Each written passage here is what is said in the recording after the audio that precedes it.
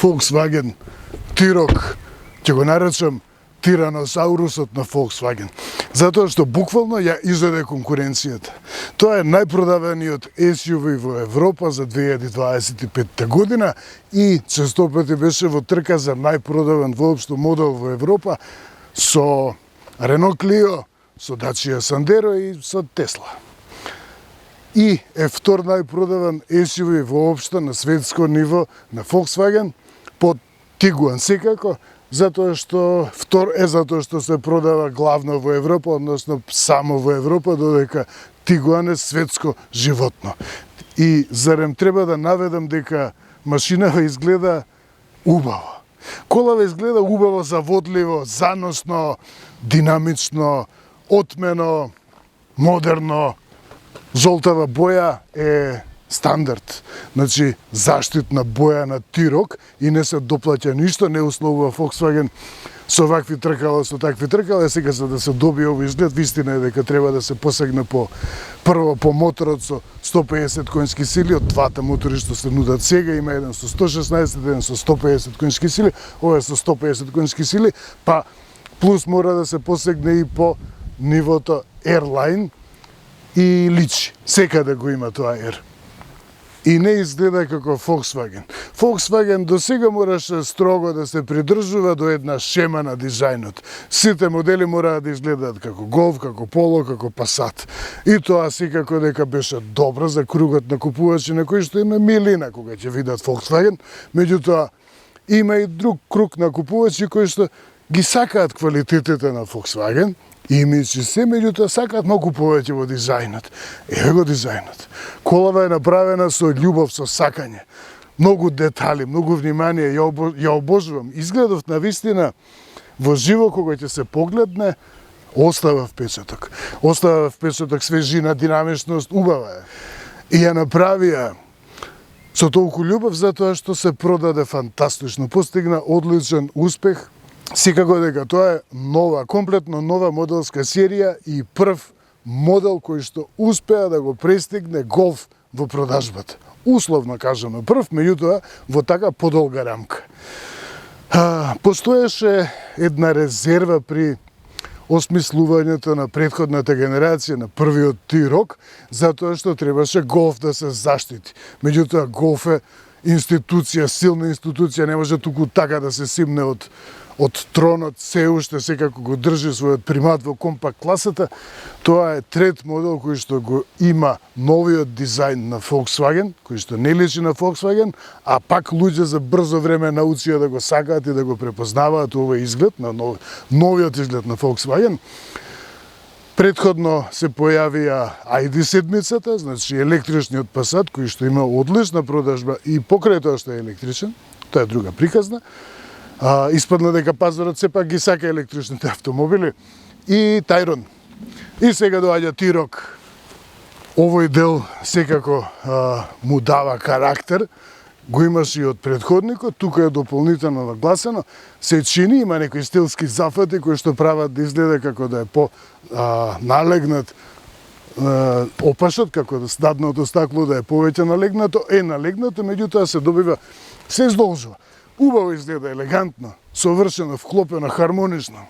Ги има и овие штосови тука, овој преклоп тука, па овде, па не нападни, природно вметнати овие заштити на арките на крилата. Дизајнот е голема приказна кај T-Roc-ов. И нормално дека тука има осветлено лого и осветлена лајсна која што ги спојува дневните светла, линијата од дневните светла и го прави новиот препознатлив изглед на дизајн и тоа е стандард, а има и назад. Задното лого исто така е осветлено во црвена боја и исто така ги спојува светлата, задните светла ги спојува оваа надолжна линија. Тешко човек да се одреди кој агол му се допаѓа повеќе на T-Roc, дали носот, дали опашот, меѓутоа дефинитивно и страничната силуета. Често пати страничната силуета е здодевна шема некоја една иста која што се повторува па кај сите марки и кај сите модели од оваа класа, меѓутоа овде има разлика, се препознава дека е T-Roc и тоа е воедно и поентата. А тоа што двој е враќањето на хаубата. Хаубава е нагласена, се враќа хаубата како форма, како дел од автомобилската форма. Долго време изгледа автомобилите, сите автомобили изгледа како ванови, со мал агол меѓу хаубата и меѓу ветробранот, и односно со голем агол. И тука веќе се враќа хаубата, издолжена, права, моќна, широка, со овие од страна раменици, како на времето и се гледа. Кога ќе седнете зад волан, ја гледате хаубата. Доволно беше зборување да ја однесеме колава на почеток на рутата на Аутомедија. Одиме.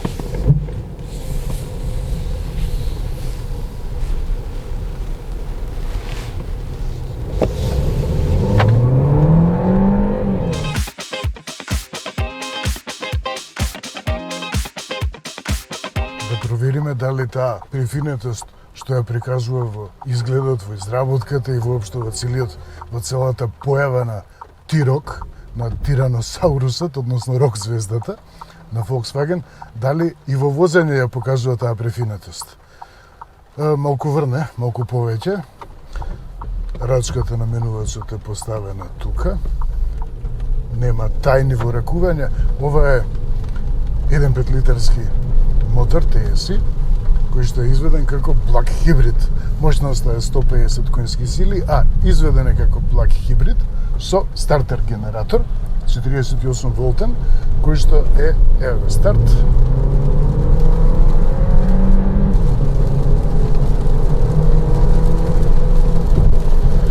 Добро.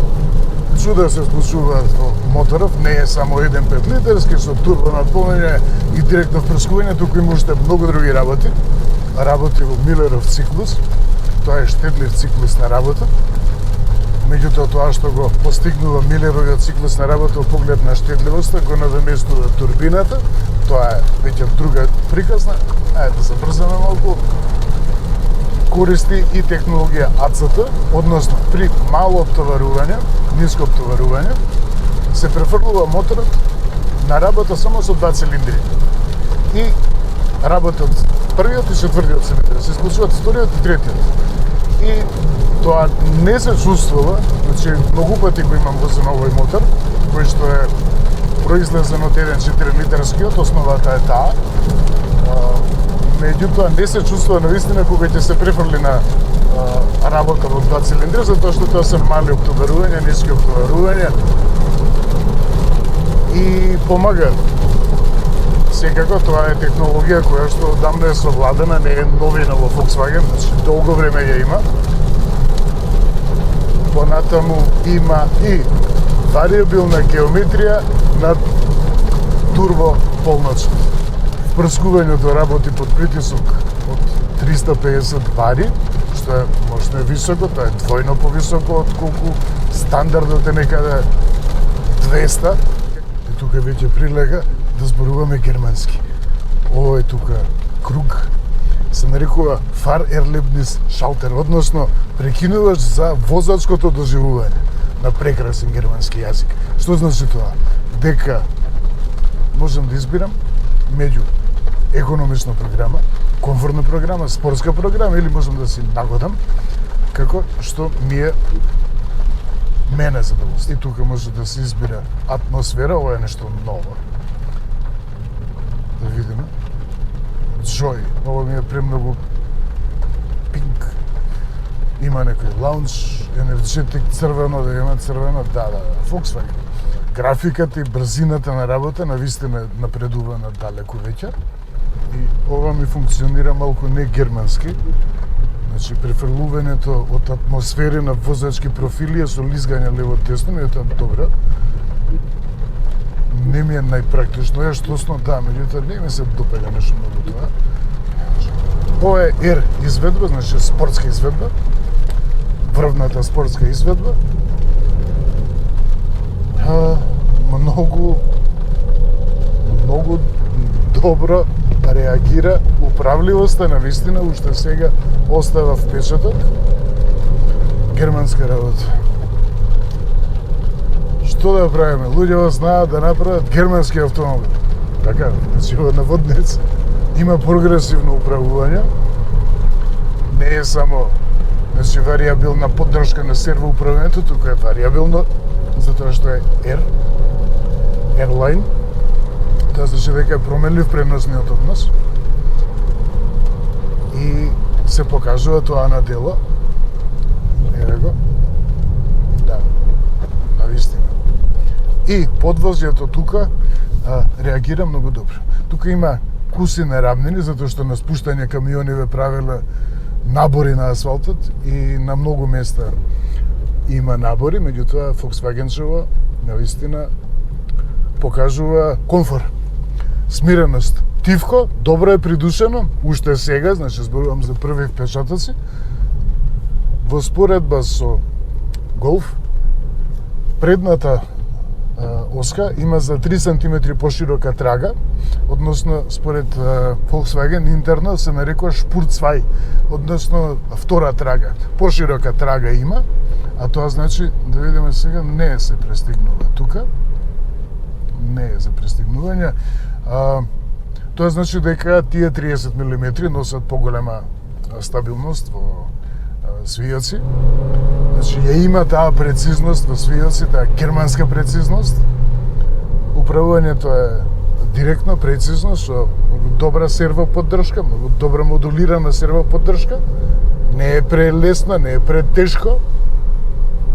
Секако при овие помали брзини, при повисока брзина очекувам дека ќе се намали сервоподдршката, но тоа понатаму, не тука. Еве го, тивко, подвозјето тивко реагира. Моторот не е најрасположен за вртежи.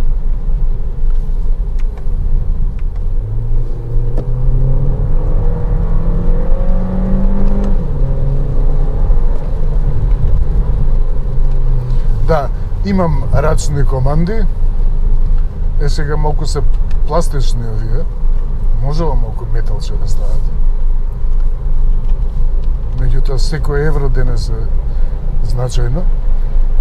И еве го, колку реагира. Значи,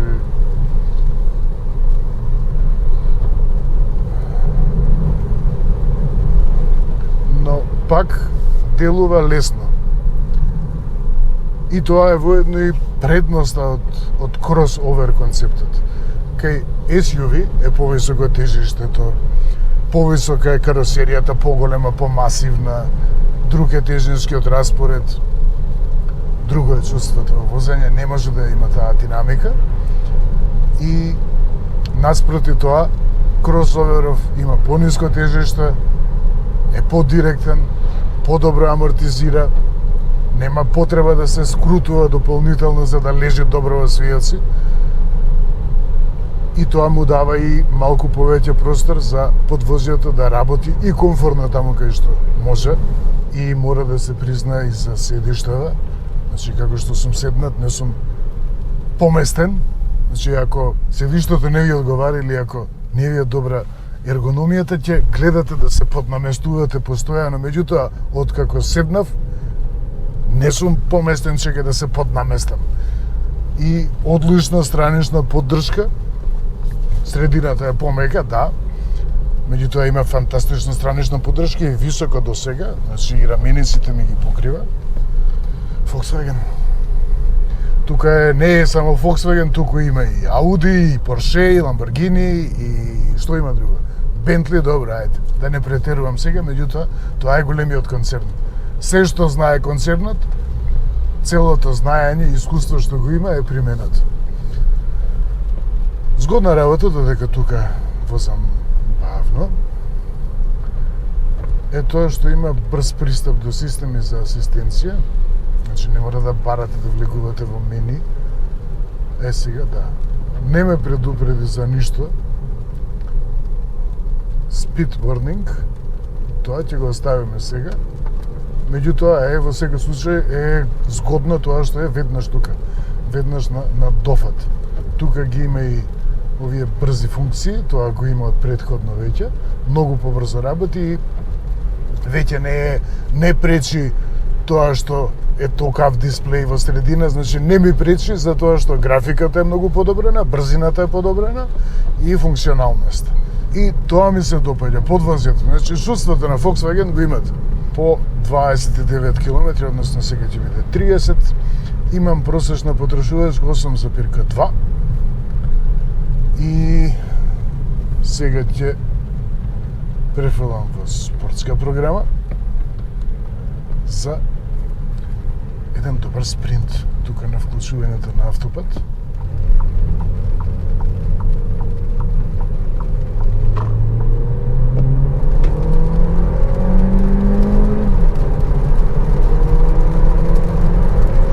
Стотка.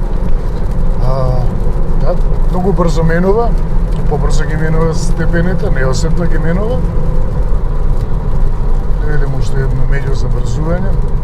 Што сега во 7 степен со 1500 од 80 старт спринтува, префрли во трета.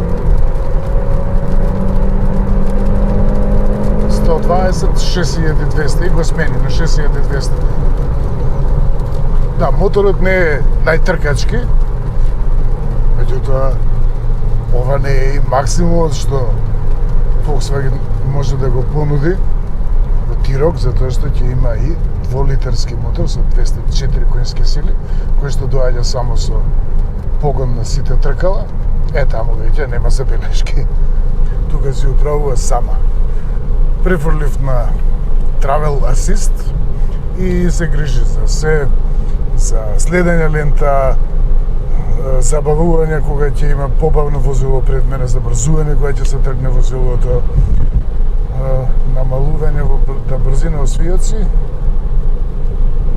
Германски автомобил, да, малку ја поднамали. Не е како кај другите производители каде што премногу радикално ја намалува брзината, темпоматот во свијаци. Тука не паничи и се гледа хаубата. Се врати хаубата.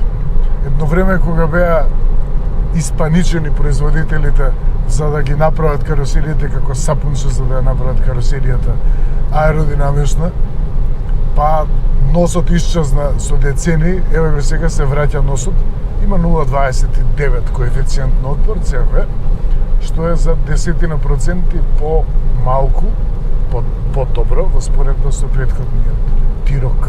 Тука е првата контролна точка. Значи, се спуштам веќе кон Кратово, 65 км, просечната потрошувачка 7,5. И тоа што очекував да го покаже во поглед на префинетоста во возните својства, во доживувањето на возењето, го нуди на вистина. Ме изненади што има напредок и во комфорот, и во прецизноста, и во возната динамика, односно во брзината, која што може да ја истрпи.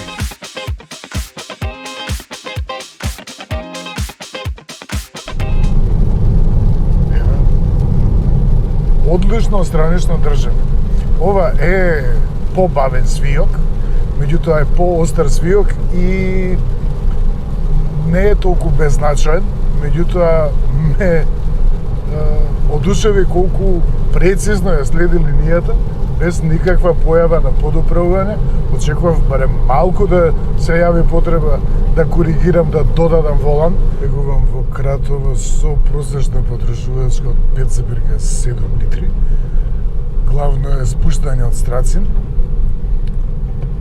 но тука префрлувам во спортска програма. До сега беше еко, спортска програма. Предходно ме има одушевено Купра Терамар со погон на сите тркала и со 2-литерски мотор. Меѓутоа не беше толку импресивно, секако моќноста е присутна во секој метар од возењето, но тоа што ми остави впечаток и уште го помнам како репер, веројатно, тоа се возните својства, однесувањето и начинот на кој што погонот на сите тркала придонесува за да се постигне врвна динамика. Исто така беше влажно, уште повеќе имаше дожд отколку сега и пониска температура, но пак убеди. Сега има малку повеќе метеж на патот, меѓутоа таму каде што има услови секако. Да, еве се вклучува контролата на возната динамика, односно електронската блокада на диференцијал.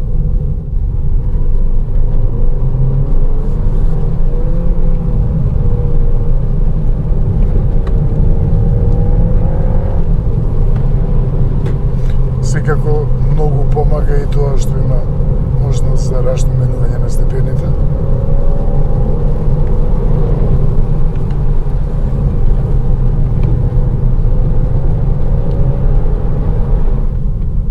Може да се постигне ваква динамика со жртвување на секаков комфорт секако. Меѓутоа, тоа што се издвојува, тоа што го издвојува Тироков, тоа е смиреноста на подвозјето, префинетост. Че може да се купи автомобил што ќе лежи одлично, ќе се стават крути пружини, зглобови ќе се скрутат, ќе се сменат од стандардните, ќе се спушти секако, ќе се прошири трага своевремено со дистанцијал или со тркало со поширок офсет, за да се прошири трагата, други амортизери, ќе се сведе работниот од на подвозјата на минимум и ќе добиете таскано тркало, меѓутоа ништо повеќе. Тоа ќе биде невозливо, тоа ќе биде само машина на Нюрбургринг. Но тука е токму остава впечаток тоа со префинетост. И да видиме забрзување. Да, не испаничи за да го врати во втор степен тука.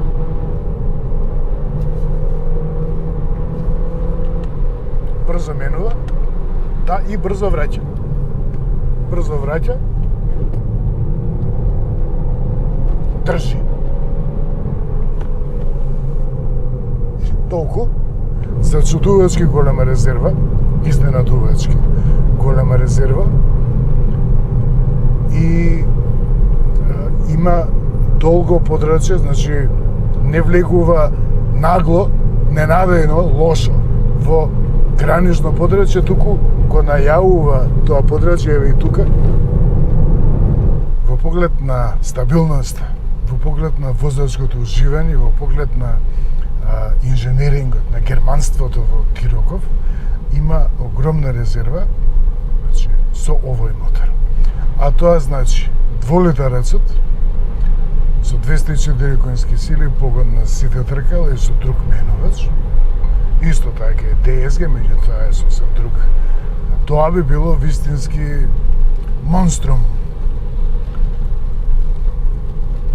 А веројатно ќе искористи Volkswagen, не верувам дека ќе пропушти да направи и повторно да направи R изведба со дволитарецот со преку 300 конски сили, 330 конски сили, и ова е втората контролна точка, да видиме што вели. 6,7, па ме изненади, навистина ме изненади, посебно што оваа делница има и динамично возење. Повеќе од изненаден, не можам да разберам како успеа да го постигне ова. На надолнина, да, има и рекуперација секако, но се покажува делотворноста на благиот хибриден погон.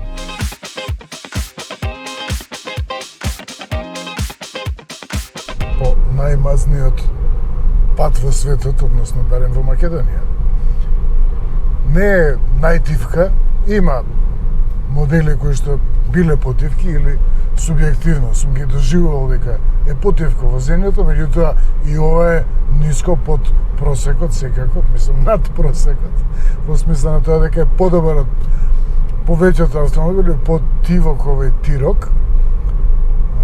Моторот работи со 1500 вртежи, тука е дозволено 70 на час, меѓутоа тоа што тргнав да го кажам. Кај изборот на работа на системи за асистенција се огледува германската прагматичност. Тоа што ќе го избереш, останува за цело возење. Може да се избере travel assist, значи се да си прајсам, да си следи лента, може да се избере адаптиран темпомат, значи со тоа што не те задржува во лента, може да се избере темпомат кај што си ја држи брзината и нема никаква реакција за тоа дали напред имало возило побавно или слично. И има лимитер. И тоа што е вклучено, тоа останува. Цело возење. Значи, ако го вклучам лимитерот, еве сега е 64. Го вклучувам сега тука на сет и мене ми е ограничено на 62.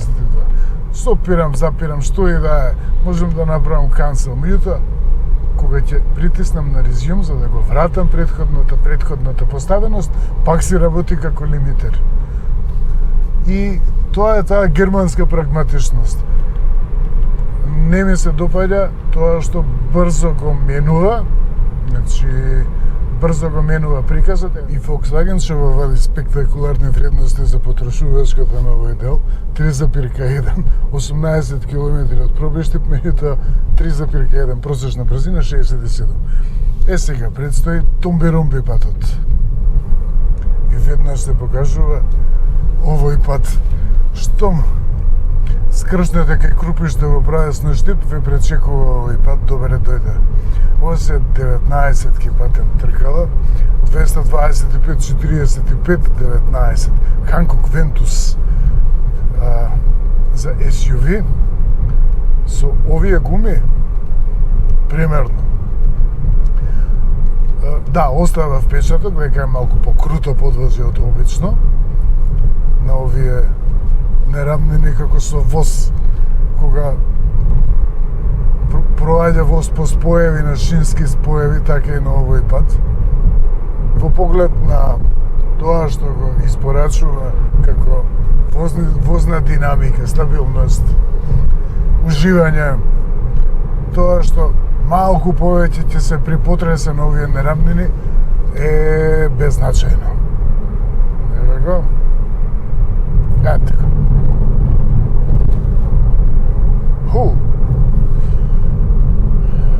Нема добра изолирана, значи помошни рамки има секако напред-назад, затоа ги нема оние потреси од подвозјето, не се пренесуваат на каросеријата, туку останува на помошната рамка која што понатаму има еластичен спој со каросеријата, бла-бла, тоа се приказно уште одамна. Но звукот останува, потресите се подобро пречистени отколку кај повеќето модели на овој дел од патот, звукот единствено останува. Но 19-ки, 45, што повеќе. И третата контролна точка, уште 100 метри додека дојдам таму. 5,1. Сега, ајде пак, изненаден сум. Посебно што се работи за класична погонска техника, релативно класична, затоа што е благ хибриден погон, па дури не со електромотор во менувачот, значи како дел од погонската спрега, туку како стартер генератор.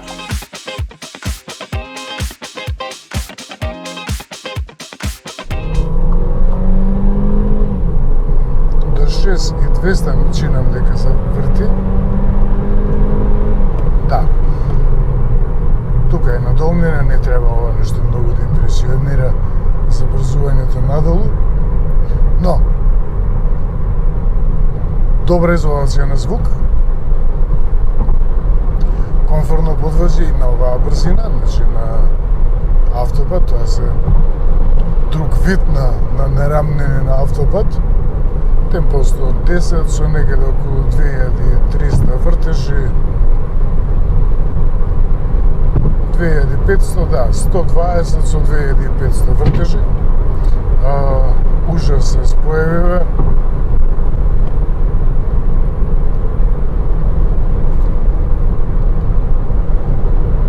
Тоа значи дека со 5000 вртежи би возел 240.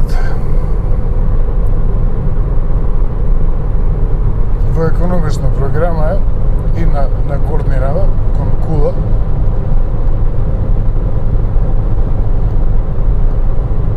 Не гледам дека нешто се напрега премногу, напротив.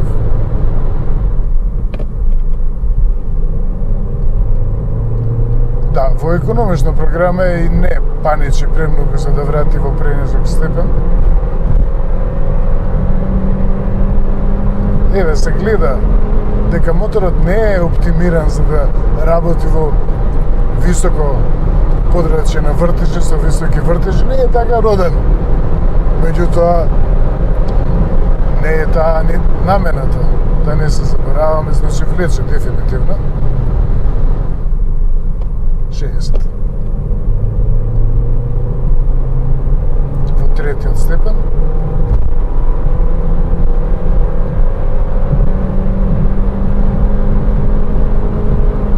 Може би минимална разлика, меѓутоа мала разлика нема тука во овие услови на возење, нема разлики меѓу спортска и економична програма кога е притисната до крај педалата за газ. На тие податоци за брзината и вртежите што ги спомнав претходно, тие важеа за 6-тиот степен, сепак се работи за нагорнина. Претходно, тој податок што го добив со 5 потрошувачка со вредност 5 на делот до Велес, очигледно се должи и на технологијата на АЦТ, исклучување на половина од цилиндрите, за сите режими на возење, градско возење, автопат, возење на спореден пат со умерена брзина, возење на нагорнина, на долнина, криволес пат, не знам каков се, не. За сите сценарија на возење, односно режими на возење, ова Volkswagen ќе има соодветна погонска техника. Од благ хибрид до АЦТ, до геометрија променлива на турбината, впрскување под висок притисок, сето тоа се покажува на дело. Секако има и верзија на Тироков со 116 конски сили, истиот мотор, меѓутоа со намалена моќност, и тој почнува 34.000 евра, но подигната целата спецификација на возилото и е фантастично опремено. Значи, 7,9 просечна потрошувачка, 85 ми е просечна брзина, 22 км извозени.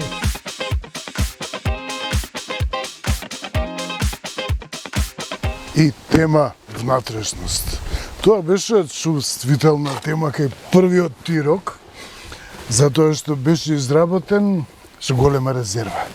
И секако дека прва забележувавте колку е едноставен материјалот од кој што е изработена арматурната табла, вратите, средишната конзола, насекаде во камбината беше штедено. Дали тоа беше направено со резерва за да се провери како ќе, односно за да се заштити Голф, да не се уништи тронот на Голф, никому не му пречеше тоа, затоа што Тирок постигна шампионски успех. Најпродаван Volkswagen во Европа, најпродаван SUV воопшто и еве го во втората генерација. Значи, откако се позиционираше, откако се покажа како пазарот го прифаќа, како го сака, овој Тирок, односно оваа Тирок, направи ова. Материјалите се 2 класи погоре од тоа што го очекувате.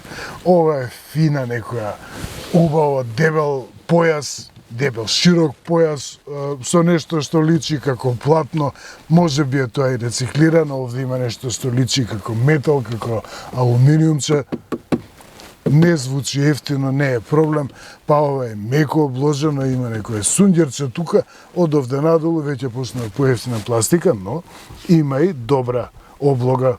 Не е премногу дебела, но е честно обложена и оваа површина каде што се подпира коленото во средишната конзола, и тоа е убаво изработено, и конзолата целосно конзолава е пристојно изработена, дури и овој дел, односно овој делот, видливиот дел. Вратите се обложени, па тука дури има и заднинско осветлување, затоа што се перфорирани, односно продупчена е оваа тука површина, и одназад има осветлување кое што дава нов ефект. Тоа е згодно меко обложено, ова не е меко обложено, но никому проблем. Тоа се што се допира е убаво, честно Volkswagenovски германски изработено. Ми се допаѓа и Воланов. Воланов се гледа дека ова е марката која што го направи GTI, култот на GTI 50 години, постои култот на GTI 76 година од првиот Golf GTI со еден 6 литарски мотор со 112 конски сили. Машиниште. Голфов, Воланов, значи, ја има правилна дебелина, има правилна форма за дебелување, за палците. GTI. Марка со GTI, тоа е тоа. И R има тука знакче. Сега, околу ракувањето, јас барем се бунам секогаш, кога ќе седнам во Тироков, значи старт копчето ми е тука и нема ништо тука, не знам, тоа е навика. Тоа е махинално после толку години. И исто штом нема да го најдете тука копчето, посегнувате тука по рачката, а рачката е тука. Ми се допаѓа оваа конфигурација, кога би се навикнал, не знам, веројатно некој ќе се навикне многу побрзо. Покрај тоа што ќе мора да се навикнете на ова ракување, ќе мора да се навикнете и на тоа што рачката за отворање се повлекува наназад, е практично решение. Не гледам дека би се заменило, дека некој би забележал, меѓутоа пак мене ми е потребно привикнување и некако прекинувачите за прозорците ми се многу поназад заради ова што е жртвувано, значи тоа е поместено назад за да се овозможи овој начин на отворање на вратата. Средешна конзола со долга преграда, има тука и два држачи, два граничници за да се намести по желба. Добро, да, многу практично е изведено. Повеќе ми се допаѓа ова решение отколку значи со отворен простор под подпирачот за лакти и ова е секако уште една германска педантност со местењето на подпирачот за лакт по висина и по должина. Просторноста одговара, седиштата, ќе напоменам пак во текот на тестот, меѓутоа седиштава се одлични. Колку што е сменето во дизајнот, односно напредено во дизајнот, толку е сменето и унапредено назад. Се седи високо, се седи примерно, дури и задниве седишта се профилирани, ме чуди. Не помнам дека во некој друг автомобил во скоро време сум почувствувал толку впечатливо профилирани седишта и тоа држи, тоа е сосем вред. Просторност има. Во претходниот Тирок назад беше кнап. Овде има простор, се седи правилно. Да видиме со ширината каква. Ете, значи има и простор, странисно, не се повлекува, не ве стеснува кога ќе седнете, ги има и назад овие рачки. Овде има и тризонски климатроник, значи назад имам контроли за температурата, два приклучоци за USB, дигитална контрола, патем джепчињева ми се малку ефтино изработени, не знам како направи, како дозволиле, многу се тенки, многу нежно се изработени. Веројатно тоа нема да се скине, меѓутоа зошто? Меѓутоа и функционира кола, еве вака се. Ето. На други автомобили, други марки, не знаеш каде треба попрво да клоснеш, тука функционира, еве го. Ето го. Знак дека е примена наредба. Огромен багажник. Меѓутоа вака. Е така. 475 литри, кога е тука доле на втората положба подот, рачка има, дебело обложување, дебела полица, дебел под, долу има помошно резервно тркало, ала, дигалка, има простори за уште нешто тука да се стави, што не сакате да ви се мота низ багажникот, обложени страници. Ова е така малку ефтинка пластик од страна, тенка, но сега, што друго има? Има соборување на средишниот дел и еве го. Има тука, значи можам и од тука, можам да пристапам и да го соберам ова. Добро, не уништив ништо. За пренос на долги предмети, лесно се соборуваат, цврста е облогата. Сега ова треба од тука, да видиме, рачка исто има, ми се допаѓа. И не се влежиштува. Висок товарен рап, многу висок товарен рап, но не и се што сега. на кого му е важен товарниот простор, ето го Golf варијант.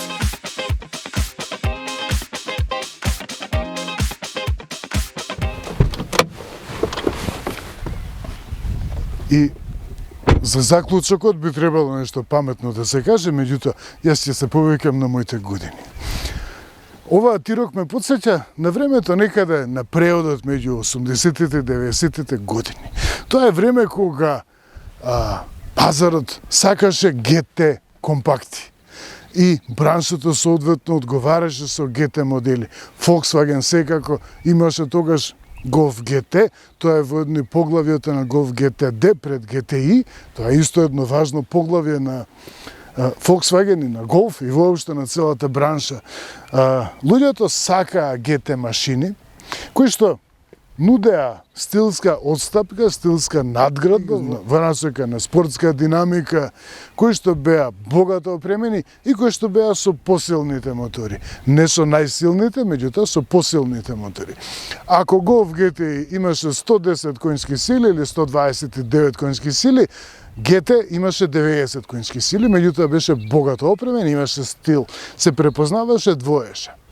И луѓе ги сакаат тие GT машини, сите ги нудеа, кои што се базираа на успехот што марките го постигнуваа во мотоспортот. Сцената ги сакаше тие машини затоа што се нудеше стил, се нудеше опрема, се нудеше по висока моќност, по голема возна динамика, патна динамика, со мала разлика, со мала отстапка од класични, малку подобро моторизирани и малку поопремени класични компакти.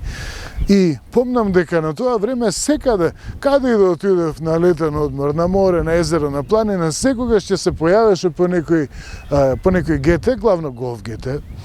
Имаше тогаш, беше и време на Lancia Delta имаше тогаш, исто беше големо име. Сите има, Peugeot имаше GT модели, Opel имаше трка исто, GS имаше изведби, GT имаше изведби поточно. Сите има.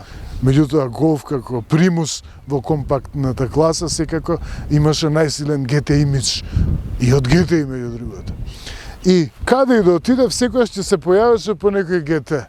Доаѓа луѓе од Холандија главно, помнам, германски, француски, белгиски, не толку италијански автомобили и патуваа луѓе. Значи, од покрај Шпанија, Португалија, Италија, кои што им се многу поблиску за да летуваат на сонце, тој еден круг обожуватели на возење решаваат да се пуштат малку подолго во возење и да дојдат тука на Балканот, да уживаат па и на нашето сонце, поубаво е. И зошто го спомнувам тоа? Затоа што насоката во која што напредуваше Тироков не е само во стилот, во споредба со претходникот. Стилот секако го имаше и првиот Тирок, уште изгледа отмено представително, ова е во друга насока, меѓутоа не се базира само на тоа, туку напредуваше и во погонската техника, односно во софистицираноста. Оваа префинетост што ја зрачи Тирок во стилот и во изработката има своја придружба и во механиката, и во нагодувањето, и во инженерингот. Ова е возачко автомобилче. Сакате со оваа кола, сакате да се пуштите на долго патување. Ќе посакате да отидете на одмор во Шпанија, за да извозите подолго. И нормално, сите што ќе ги имате со себе да ги понесете, ќе уживаат во возењето, ќе сакаат колата. Таков е карактерот, отстапката, напредокот, промените кои што се направени, повеќе го влечат Тирок, ја влечат Тирок кон Passat, отколку кон Golf. Затоа и предната оска, односно изведбата на оваа платформа MQB Evo се води како шпурцвај, односно со поширока трага, 30 мм поширока трагата напред, назад секогаш има мултилинк, за разлика од претходничката која што имаше во послабите изведби, возеше со торзиска оска, тука секогаш е мултилинк, па соодветно има зафати во лежишта, во геометрија, во нагодување на амортизери, амортизерите се други секако, и тоа прави една убава приказна. Поскапа е во споредба со претходничката, меѓутоа нуди повеќе и има Volkswagen темел, основа на што да ја бара таа доплата. И во поглед на автомобилските квалитети, оние кои што се повлекуваат на крајот, штедлива е, фантастично е штедлива, во град секако помага благиот хибриден погон, помага секако и во сите други услови, ситуации на возење, меѓутоа помага и во град, затоа што нема да го слушате на постојано чкрипење на старт-стоп системот, односно на бендексот кој што зафаќа во запчениците, тој механички звук, не го слушате, тука стартува ремен, го стартува моторот. И лесно е човек да засека колава, затоа што не само што изгледа, туку и вози добро.